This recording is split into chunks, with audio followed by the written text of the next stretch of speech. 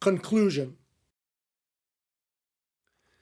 We have now come to the end of our course on spirituality and the moral life.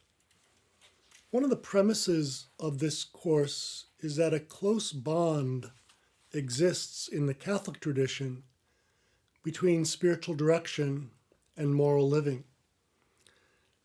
And this relationship is a sub-theme of a much wider discussion regarding the interaction of spirituality and morality in general. And how these fields interact and interrelate has been the subject of much discussion. At various times in the Church's history, Christian spirituality and Christian ethics have been thought to relate in a variety of ways, anywhere from close identity to strained interaction to complete separation.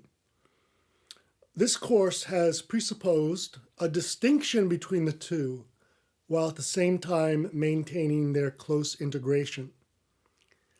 For Catholics, the good life leads to happiness, and the way of the Lord Jesus is the way of happiness, and it is intimately connected to embracing God, the source of all goodness, with one's whole heart, mind, soul, and strength.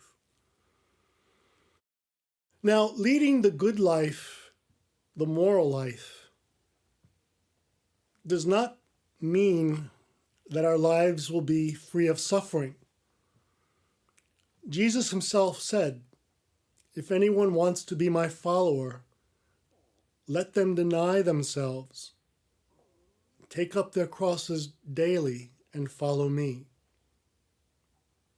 That's Luke 9:23. Jesus himself said, "If any wish to become my followers, let them deny themselves, take up their crosses daily, and follow me." It's Luke 9:23. The moral life is part and parcel of the life of discipleship. It represents the cross that each of us is called to take up with renewed vigor. In Veritatis Splendor, his encyclical on the moral life, Pope St. John Paul II sees Christian martyrdom as both a witness to the inviolability of the moral order and an outstanding sign of the holiness of the Church. By refusing to compromise one's beliefs and being willing to give up one's life for what is true and good, the Christian martyr highlights what it means to be truly human. Much the same can be said for us. Although few of us may ever be called to martyrdom in the literal sense, we become so in a secondary sense by dying to self and embracing the hardships of living moral lives in a world whose moral sense has gone awry. The word martyr comes from the Greek word for witness, and in a very real way, to live the moral life gives witness to the source of all goodness and holiness.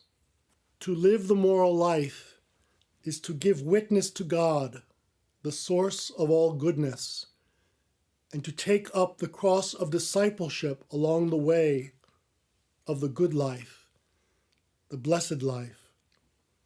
The focus of this course has been to examine the link between spiritual direction and the moral life. In 4 parts, we have sought to trace the general contours of the ministry of spiritual direction in part 1. Then develop a model of direction based on St. Alphonsus de Liguori's approach to mental prayer, part 2. Then examine the virtues and gifts of the Spirit as they relate to the direction process, part 3. And look to how this model might be of help to members of other religious, philosophical, and ethical traditions, part 4. In the various presentations, we have examined a wide range of topics pertaining to spiritual direction in general, the Alphonsian model in particular, the relevance of the moral life for the direction process, and the model's usefulness for other traditions.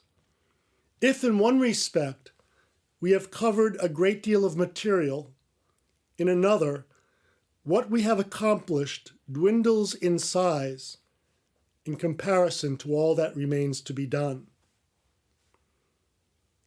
So this course ends with a challenge. The attempt to integrate spirituality and morality in the process of spiritual direction will produce little, if any, fruit if it remains simply at the level of theory, or if even its practical insights are not implemented by spiritual directors themselves. Theory needs to be learned, internalized, and practiced. Skills must be acquired, honed, and reflected upon. Training workshops need to be organized, retreats held. Outreach to other religious, philosophical, and ethical traditions must be attempted and seriously evaluated. The ministry of spiritual direction has much to learn from an open dialogue with the life of virtue and the gifts of the Spirit. In the end, people's lives are at stake. Either they will grow in their love of the good life or gradually make compromises and wander away from it. Spiritual direction can do much in assisting people to live in the gap between who they are and who they are called to become. This course has sought to make a modest, yet significant contribution in helping spiritual directors assist those who come to them bridge the distance between vision and reality in their lives, and in doing so, become more themselves in the living out of their faith.